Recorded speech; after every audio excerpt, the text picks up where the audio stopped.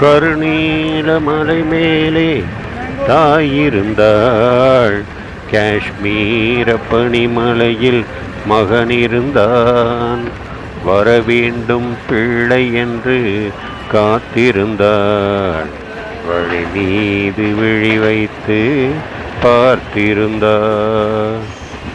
பாலூட்டும் போது அவள் நினைத்தாளா, பிள்ளை பாரதம் காக்கும் என்று வளர்த்தாளா? தாலாட்டு பாட்டில் அதை இசைத்தாளா, பிள்ளை தாய் நாடு காக்கும் என்று வளர்த்தாளா? வரவேண்டும் பிள்ளை என்று காத்திருந்தாள். வழி மீது விழி வைத்து பார்த்திருந்தாள்.